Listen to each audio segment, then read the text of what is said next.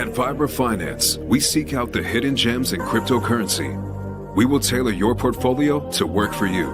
Are you ready to transition your investments from traditional markets to cryptocurrency? Are your coins staked and earning interest? Are you overwhelmed with all the jargon in crypto? Is your portfolio underperforming and you want to reposition into consistent winning blue chip coins and viable projects? Do you feel like you missed out on DeFi, Metaverse, and NFTs? Here at Vibra Finance, we provide you with the data, skills, and tools you need to stay on top of the digital asset market. Vibra Finance. We are the future of crypto.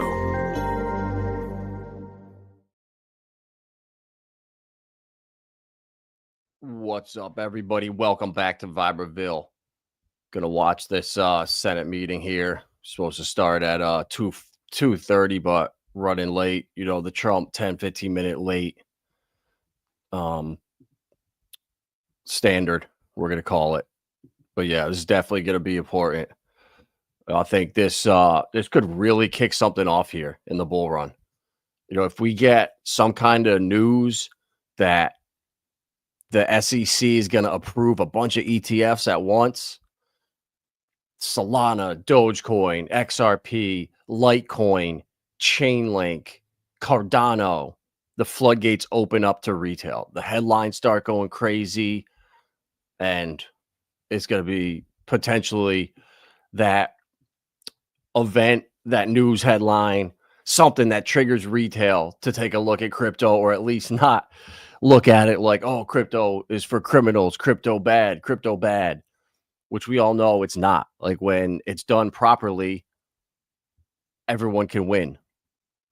You know, we need to weed out all the scammers, all the people taking out too much leverage. That gets all flushed out. That happened over the weekend and yesterday. So you see the leverage rinsing. That's a good thing. And one thing that I'm really starting to notice is a shift in the influencer mentality. Is they're all starting to say utility is going to matter. We need utility back. We need stuff that actually has a staying power or a narrative. So what that is, AI, whether that's gaming, real world assets, DPIN. Right. Oh shit! Here we go. Everyone, it's a real honor to be here, to be invited to Capitol Hill here to speak alongside such distinguished leaders from both the House and the Senate. I want to thank Chairman Tim Scott, Chairman French Hill, Chairman John Bozeman, and Chairman G.T. Thompson. So thank you all for your leadership and commitment to addressing some of the most important opportunities of our time in ensuring that the U.S. remains at the forefront of innovation and digital assets. The president said in his executive order in the first week that it's the policy of his administration to support the responsible growth and use of digital assets, blockchain technology, and related technologies across all sectors of the economy. And he established an executive branch working group for digital assets, which includes Secretary Besson at Treasury, Secretary Noem, soon to be confirmed Attorney General Bondi, Secretary Lutnick at Commerce, and all the other key administration officials that have an equity in crypto. And similarly, the SEC has set up a crypto task force led by Hester Peirce, which is also looking at this issue. And together, our objective is to accomplish the task the president assigned for us in his EO, which is to propose a federal regulatory framework governing the issuance and operation of digital assets, including stablecoins, in the United States. I've talked to many founders over the past few years, and they've told me repeatedly that the number one thing they need from Washington is regulatory clarity. They just want to know what the rules of the road are so they can abide by them. We're coming off, frankly, 4 years of arbitrary prosecution and persecution of crypto companies where the SEC wouldn't tell founders what the rules were, but then they would prosecute them. And many founders have even told me stories of being debanked personally just because they had founded a crypto company. All of this approach was driving this important technology of the future offshore, and we want to keep that innovation onshore in the US. Financial assets are destined to become digital, just like every analog industry has become digital. And we want that value creation to happen in the United States rather than giving it away to other countries. This will also, I should add, be much better for consumer protection because it's easier for regulators to supervise an activity when it's onshore. And it's probably not a coincidence that the single biggest fraud in the history of crypto, which was FTX, was based in the Bahamas. By moving the innovation onshore, it'll be easier to separate out the good actors from the bad actors. And we want to encourage the good actors, the innovators, while protecting the market from the bad actors. And I think a market structure legislation with clear definitions and fair rules will do that. I want to say additionally, we're excited about working with both the House and Senate on stablecoin legislation. I know Senator Haggerty introduced a bill today. This stablecoins really have the potential to ensure American dollar dominance internationally, to increase the usage of the U.S. dollar digitally as the world's reserve currency, and in the process create potentially trillions of dollars of demand for U.S. treasuries, which could lower long-term interest rates. So let me stop there, and I want to thank the chairman here today, Chairman Scott, Chairman Hill, Chairman Bozeman, Chairman Thompson. I look forward to working with them as part of the administration to help turn President Trump's policy into reality. This was a week one priority for the administration, and we're excited that our counterparts in Congress are equally committed to ensuring American dominance in digital assets. I look forward to working with each of you. And with that, I want to say work with each of you in creating a golden age in digital assets. And with that, I'll turn it over to Chairman Scott. Thank you. I think David represents promises made, promises kept. I love the campaign trail when President Trump was out there making promises, and we see today he's keeping those promises. And in so many ways, I think back to a kid as I was a long time ago, growing up in a single-parent household, mired in poverty, and hoping that the American dream would one day be accessible for me. I think that we're standing here today at the precipice of greatness for so many kids who are looking forward to democratization, having access points for their families and for themselves that makes it easier and less expensive to do business in this country. I love the concept that we see today, synergy within the administration, the House, and the Senate, focusing not on ourselves, but focusing on working class Americans who desperately need to reduce their prices and increase their access. That's what the bicameral working group will help tackle. I have a pre-existing working friendship with GT and French and John. And the good news is we come together already having proven the ability to work together to get things done for the American people. It's an exciting time to be an American. And as David said, the golden age has begun. And the good news is it's going to get better. I'm excited about what we will accomplish for the American people. I'm excited about the synergistic approach that we're taking in the House and the Senate, with the White House leading the way. Next, you'll hear from Chairman French Hill. Thank you, Chairman Scott, and David Sachs, thank you for coming to Capitol Hill to celebrate with us the fact that in the 119th Congress, we have a bicameral project for both a stablecoins bill and a regulatory framework that will bring clarity to digital assets in the United States, so that we are the land of opportunity, the land of innovation that we have been for decades in so many other technologies. We don't want to be behind in financial technology and digital assets in the United States, but our innovators, as David Sachs reported, need clarity. They need to know what the rules of the road are. And that's why I'm excited to be here today to share this announcement that we're forming a working group on a bicameral basis between the House Financial Services Committee, the Senate Banking Committee, the House Agriculture Committee, and the Senate Agriculture Committee to make progress on that clarity for a regulatory framework and to create and structure a stablecoins bill that will lend itself to advancing America as the reserve currency of the world. This is a big issue. Bicameral support this year is dynamic because last year in the 118th Congress, we had success on a bipartisan basis in the House on both stablecoin legislation moving out of the House Financial Services Committee and for the regulatory framework moving across the House floor with a strong bipartisan vote. 71 Democrats joined House Republicans in moving that policy forward. So in my view, with the wind at our back of a leader like President Trump, who knows that financial innovation, financial technology is where America's heart is, where our entrepreneurs' our hearts are, that will lead from the executive branch. And now with this bicameral partnership with Senate Agriculture and Senate Banking, along with our House committees, I look very, very forward to the success we're going to have in the 119th Congress. And let me ask my good friend from Arkansas, a fellow Razorback, the chairman of the House Ag Committee, John Bozeman. We're all still excited about the big Kentucky win. So it's good to be with you all. We've been working hard on this for the last 3 years, and we've had our ups and our downs. When we started working on it, crypto was gaining popularity.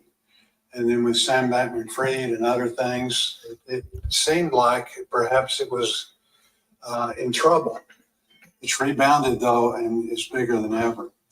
So our goal is to make sure that consumers are protected, make sure that the industry, in order for it to grow and be able to offer all of the things that it does offer to the various disciplines that are out there, whether you're a bank or whether you're investing a client's money for their retirement or whatever, you've got protections, there's structure in it, and it will allow the industry itself, because it is regulated, people have confidence in that, to grow. It's a little different than our normal situations in the sense we've got these jurisdiction things. So I'm the chairman of Ag. Why am I here? Because we have the Commodities Futures Trading Commission, and some assets are commodities, some are securities. So the SEC has jurisdiction over the securities, CFTC has jurisdiction over the other. So the idea that we're working together, again, we've all been working separately. We've made progress over the last several years, but working together now with purpose, and then also having the White House, having the czar over here, again, to visit with him and really set up a structure so that we can get a final structure to make this thing work is very, very important. So I appreciate Senator Scott, I think, really coming up with that idea. And I think it's a good one. And we're looking forward to actually get some things accomplished in the next several months. Good afternoon, everyone. I'm Congressman G.T. Thompson, chair of the House Agriculture Committee. And this is what we're doing today is sort of the next step and what will be a milestone, which will be a great accomplishment for our country. America really was a leader when it came to Internet 1.0, right? It was the Internet of knowledge. And the Internet 2.0, again, it was America that led that for the world, not just for our citizens, but for the world. And that was the Internet of things. And then Internet 3.0 is what we're talking about today, and that's the Internet of value. And we're approaching it in a principled way. My colleagues here mentioned a couple of those. Number one, do no harm. Protect consumers, provide that regulatory structure, that certainty, both for the industry, but quite frankly for the consumers as well. And secondly is foster innovation, because the opportunities are just really are unimaginable. Well, what I believe is that whatever's over the horizon is going to be very, very exciting. So I'm really, well, first of all, just very thankful to President Trump for his historic efforts to bring regulatory clarity to the digital assets markets. His leadership with the work that David Sachs is going to lead on his behalf is going to be a game changer for American competitiveness in the global race to build the new economy. The president could not have picked a better person to helm his AI and digital asset efforts. David brings a wealth of experience in exploring new technologies and building successful businesses to this new role. We've had great conversations, and I know that he is laser focused on bringing certainty to digital asset markets. I want to congratulate my friend Chairman French Hill. He is the right man to lead the Financial Services Committee in the House at this moment and this time. And he's a great partner and the type of leader that we need to advance this issue. We worked incredibly well last Congress together alongside Patrick McHenry, and I'm excited to build on that work together. I also want to congratulate our newly elevated Senate colleagues, Chairman Bozeman and Chairman Scott. Perhaps there's no one more pleased than me to be able to say Chairman Bozeman. John and Tim and their members are going to bring a wealth of talent and expertise to this discussion from the Senate majority. We did incredible work in the House last Congress in the 118th, and I'm proud of the efforts that went into our historic vote on FIT 21. I'm equally excited to have these partners and a new administration in place to be able to finish the job. I'm thrilled to lead the House Agriculture Committee members as we work with this incredible team to put a bill on President Trump's desk. And I think at this point, we're going to be in a position to take a few questions. Thank you, everyone. We're going to take some questions from the crowd. If you direct your questions, you please say your name and how you start with you. Emily Wilkins, CNBC. Thanks so much for holding this today. I want to start with you talking about legislation. Can you talk a little bit about 21 last time, the bill that you're trying to introduce again? What differences are you going to see now that we have the trifecta in Washington? Well, thanks, Emily. We did do good work, good, strong bipartisan work on FIT 21, which was the Clarity for a Market Structure bill. That bill, I think, had the basics for the exact bill that we'll propose to introduce again in the 119th Congress. There may be some modest changes, but it had bipartisan support. We did a lot of work in our markup and in the floor preparation for it in both the Ag Committee under Dusty Johnson leadership and G.T. Thompson's leadership and in House Financial Services. So on the regulatory framework bill, that'll be the approach that the House takes.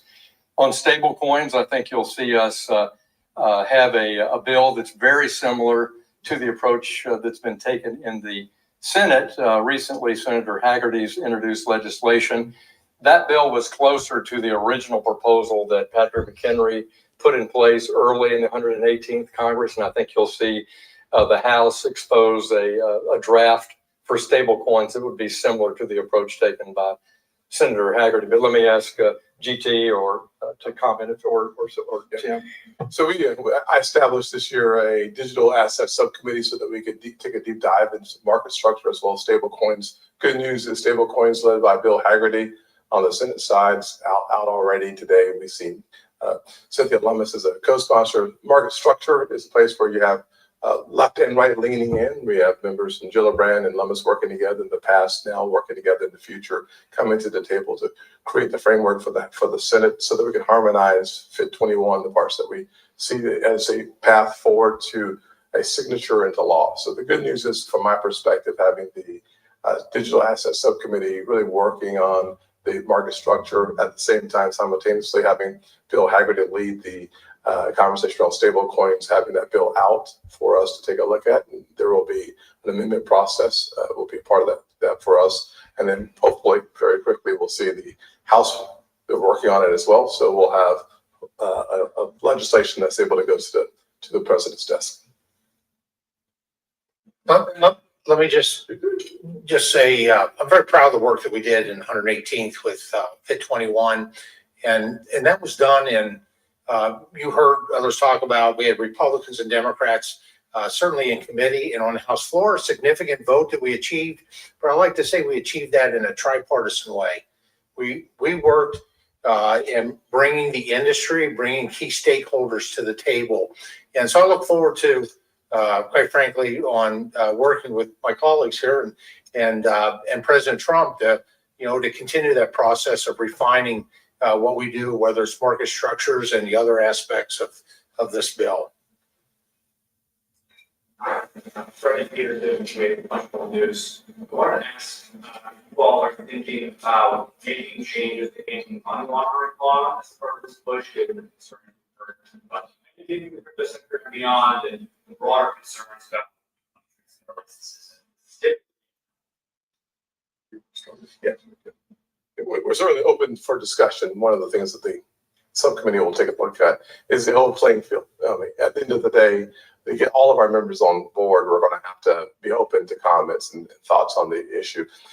I think we're in a good place. The Bank Secrecy Act is something that we've discussed with the other side. They have a focus on it. I think that the broader conversation should not be about digital assets alone. It's about bad actors doing bad things by any means necessary. And so having that conversation from a panoramic view and not simply from an digital asset perspective is going to be important for us to get to the end of that conversation.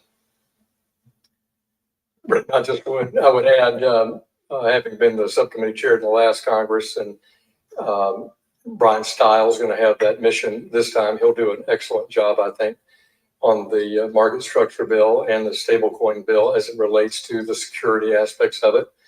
We were very sensitive in the 118th Congress about the law enforcement aspects of digital assets, not any different than we are about any other means of transfer of or payment method, whether you're talking about cash or the ACH system or real-time payments.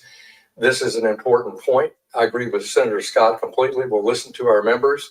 But in the drafts that we offered last year that, as I say, we had bipartisan support for, they had strict AML standards in them for this digital arrangement for digital assets that are not unlike the requirements out in the analog financial services space. It's why we call the bills fit for purpose, because this is not an intermediated form of finance anymore. And so these laws have to reflect how transactions are conducted. But it's AML and BSA are important for every member on both sides of the Capitol. Thank you for doing this. For both of the last year, I'm curious this year whether you have any idea of the timeline when you expect to put those work through Congress, and then also describe on anything like the fire bill, for instance, given the application.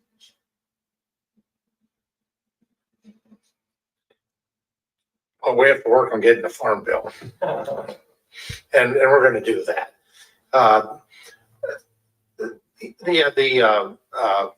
The time-wise, I think one of the most important things we're doing now, with every Congress, we have new members that retire or are defeated, and we have new members coming in.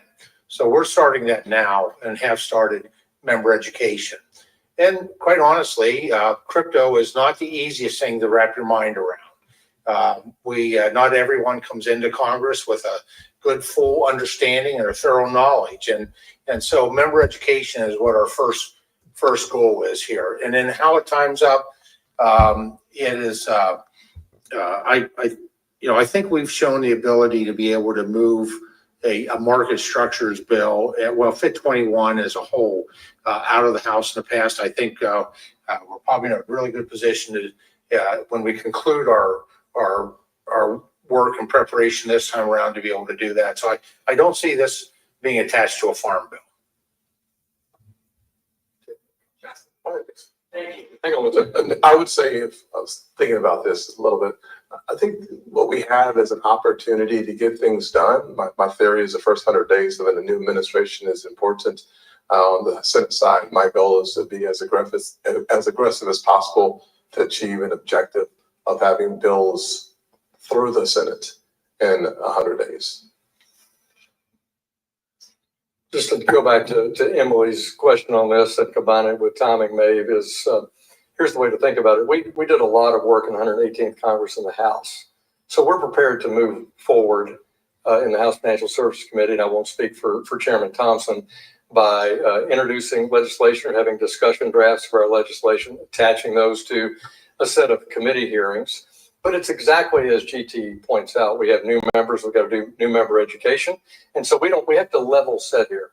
This is why Chairman Bozeman and Chairman Scott have stepped up digital assets at a subcommittee level to bring members along and do that member education here in the Senate, something that in the House, we had the benefit, obviously of 2 Congresses working on that. So I think a key element now, though, is the education and technical assistance that can be provided to members both in the House and Senate from the executive branch now, as President Trump's leadership posts are confirmed. And key among them is his AI crypto advisor David Sachs. David, would you want to speak to this issue of helping members, come up to speed? Yeah, I mean, absolutely. So this is what we're here for. And I actually did a session even before the start of this Congress with Speaker Johnson. We did a great sort of open dialogue with members of the House in that case. And I think, part of what we're here to do is provide resources on education. Some of them can be outside advisors, kind of luminaries in the industry, and we're talking to a lot of those people. And then, I'm also available anytime to talk to members about this. It can, crypto can be an esoteric subject, and it is good to explain it, to kind of demystify it, because I think once you understand that, you've kind of got the cryptocurrency itself, like Bitcoin, but then what it really runs on are blockchains, which are just distributed ledgers. It's really a new type of decentralized computing platform, and there's a lot of things that can be built on that computing platform. So in any event, we're happy here to provide those resources to help explain it, both on Capitol Hill and beyond. Thank you, thanks for doing this. Senator Henry dropped the stablecoin bill today. Given the past, there's been more consensus in the past. All right. Let me to turn this down. First on stablecoins and market structure. And related, I've heard enough. It's just going to be a bunch of jibber jabbish now, but that was important. I mean, we're dumping now, of course. And that, of course, anytime there's really good stuff they talk about, it's not bullish in the charts. But that was awesome right there. Did you hear what he just said? We're going to go there's more than just Bitcoin. There's digital assets and blockchain underneath it. And that's what he said the education needs to be about. And that's where we're going to see a huge shift in the market moving forward here, I think. You're going to see a lot of the ETFs come out, and utility chains, XRP, XLM, Hedera, Cardano, Chainlink, the American cryptos are going to start to really run. Solana, once the ETFs are approved, it's going to be awesome. And that right there, he said market education. Like the other guy there, if they're going to try to educate these guys without having experts, guys, this technology moves so fast. Then you can't keep regulating this stuff. In 6 months, whatever they come up with is going to be obsolete.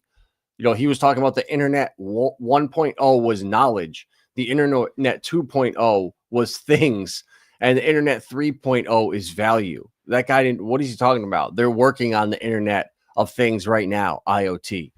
Like it was internet 1.0 knowledge, internet 2.0 was, online basically. And now 3.0 is making everything digital. But it's so funny hearing these guys talk. But I'm over it. I don't care. These guys don't understand it. David Sachs did. And that little nugget he just gave right there, talking about the important stuff is blockchain, the stuff that these technologies run on top of. And that right there, baby, let's go.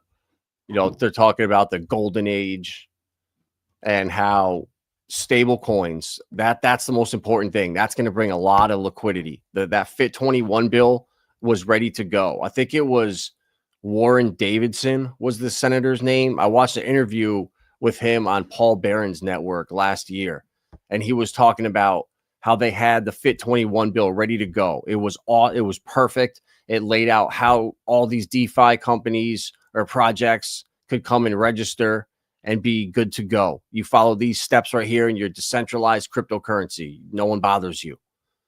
And Joe Biden vetoed it. So that was ready to go last year.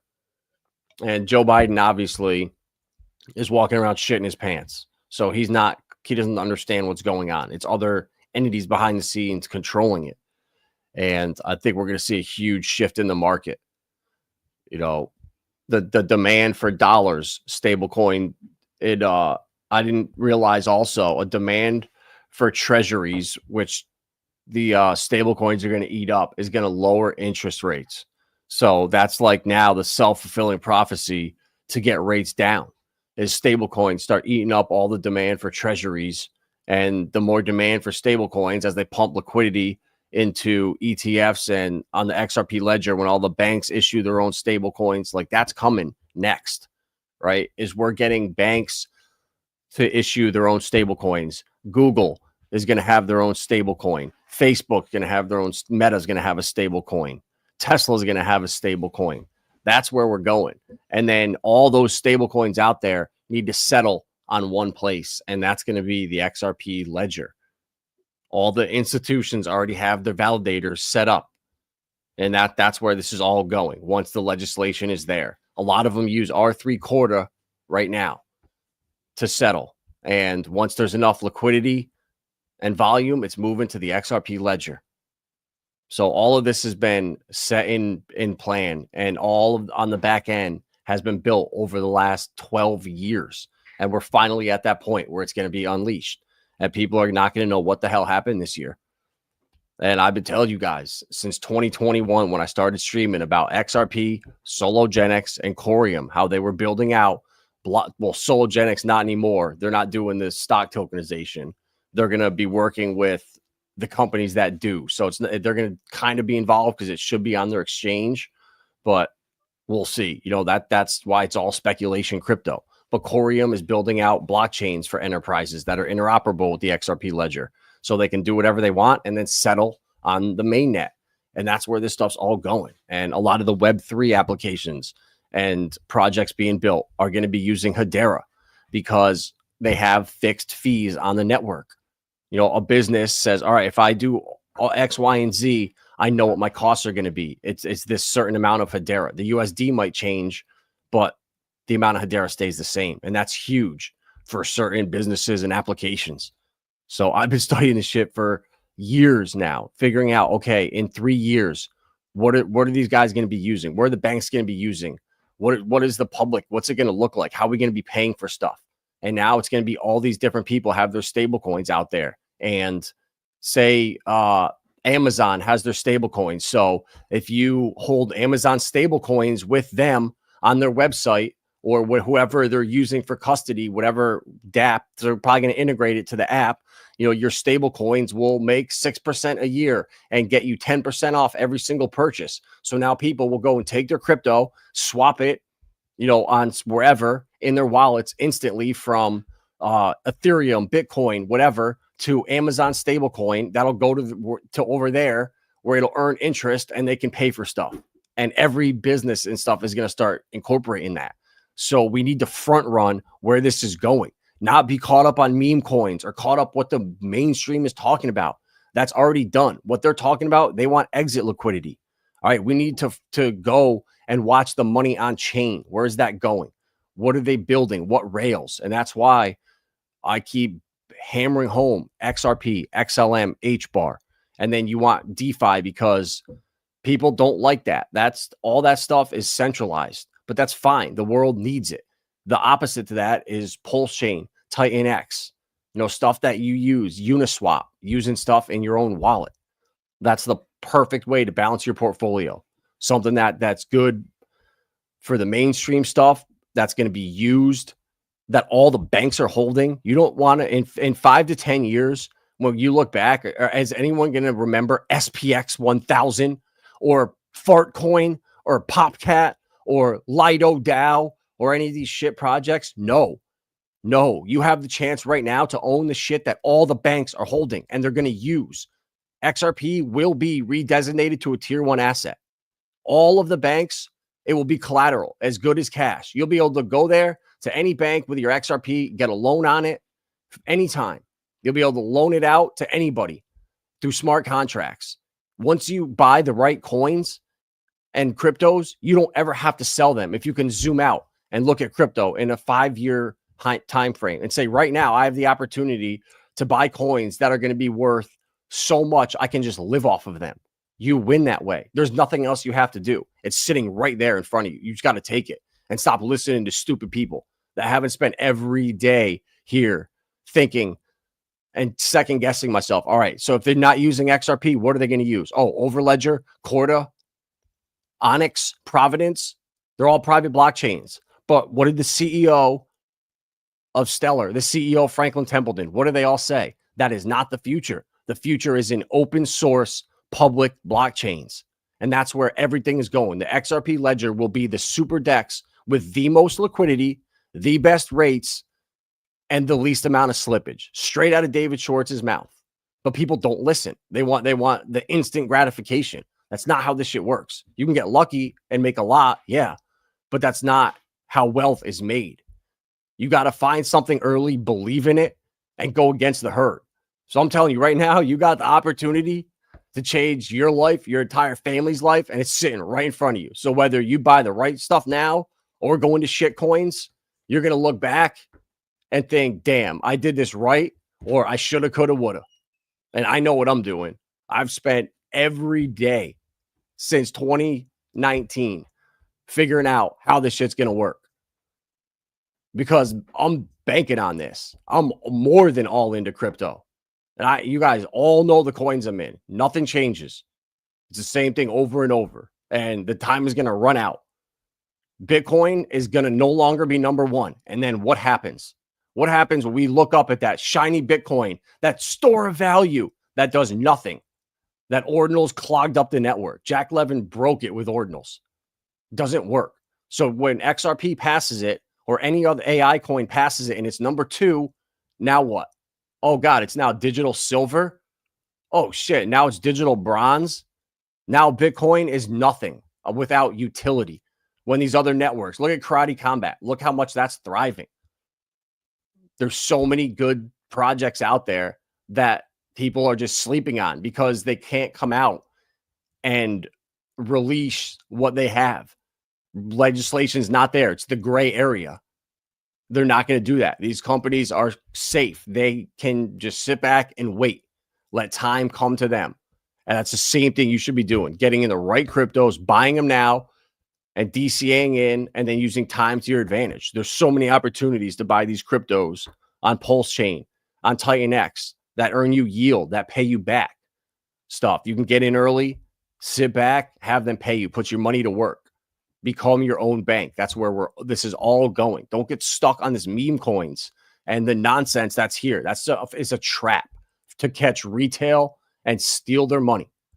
But the institutions and the investment banks and the hedge funds, that's what the money I'm following. Why are they investing in these projects? What do they see in these AI projects? Why do they like these new AI agents so much? Because, we're going to all have our own series on our phone that manage everything in our life. It's going to be crazy. It's going to happen fast. So be smart. Buy the right coins. If you need help, reach out to me. VibraFinance.com. Book a one-on-one. We can go over your portfolio, get you right, get you in the right plays, because I know what's going to happen. I've thought about it every day, had all the conversations, and no one here can show you a different way. Once you put out the facts, no one can come back at it. And then that guy, David just said right there, I'm educating everybody on the technology of blockchain, not Bitcoin. They're going to start getting away from Bitcoin. They've been programmed and told to just say Bitcoin, so people stay away and don't invest in this stuff. They don't want us in this right now. Trust me, there's going to be a time in the future when there's a shortage of crypto on exchanges. It's not going to be like this where you can just buy everything. What happened last bull run? As soon as stuff goes crazy, Gemini goes down, Coinbase goes down, Kraken's down. You all of a sudden can't sell your coins. So have multiple exchanges set up.